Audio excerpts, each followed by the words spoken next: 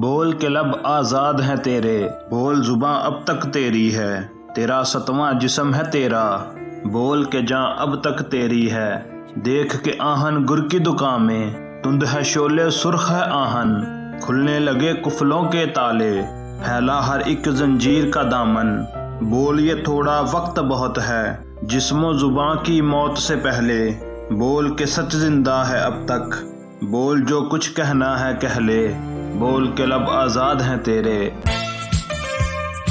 اس نظم میں شاعر نے خود کو زندہ کہلوانے والے ان مردہ انسانوں کو مخاطب کیا ہے جو ظلم کے نظام کو غلط تو سمجھتے ہیں لیکن اس کے خلاف کوئی اقدام نہیں کرتے اور نہ ہی اس کے خلاف آواز بلند کرتے ہیں۔ شاعر ایسے لوگوں کو مخاطب کر کے کہہ رہا ہے، اگر تم لوگوں میں زندگی کی ایک لہر بھی باقی ہے تو کم سے کم ظلم کے نظام کے خلاف آواز تو بلند کرو۔ ہاں، اگر تمہاری روح مر چکی ہے اور تمہیں غلط اور صحیح میں کوئی فرق نظر ہی نہیں آتا تو پھر وہ الگ بات ہے، پھر تم کمبل اوڑھو اور جا کہ چپ چاپ سو جاؤ، سب کچھ ٹھیک ٹھاک ہے۔ دیکھ کے آہن گر کی دکان میں، آہن کہتے ہیں جنگی سازو سامان کو۔ شاعر کو ان مردہ لوگوں میں زندگی کی لہر نظر آ رہی ہے۔ شاعر کے مطابق انہی لوگوں میں سے کچھ ہیں جو صرف اسباب نہ ہونے کی وجہ سے خاموش تھے، لیکن اب ان لوگوں کو کوئی لیڈر مل گیا ہے جو انہیں صحیح غلط بتانے کے ساتھ ساتھ جنگی سامان بھی فراہم کرے گا۔ اس لیے اب ان کے پیروں کی بیڑیاں کھلنے لگی ہیں، بیڑیوں کی زنجیروں کا بوجھ زیادہ لگنے لگا ہے اور اب وہ ان بیڑیوں کو اتار کر ظلم کے نظام کے سامنے ڈٹ جانے کے لیے تیار ہیں، اس لیے کہ اب گائیڈنس بھی مہیا ہے اور ہتھیار بھی۔ یہ وہی بات ہے کہ ایک انسان کی جسمانی اور نفسانی خواہشات بالکل ختم ہو چکی ہیں، سمجھ رہے ہو؟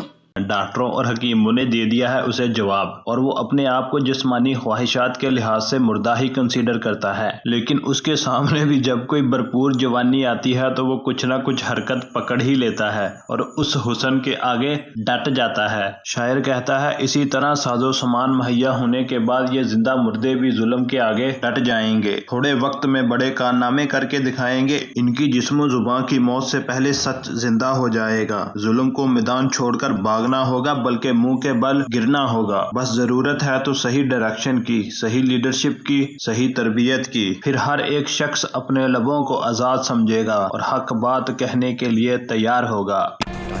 امید ہے ویڈیو پسند آئی ہوگی۔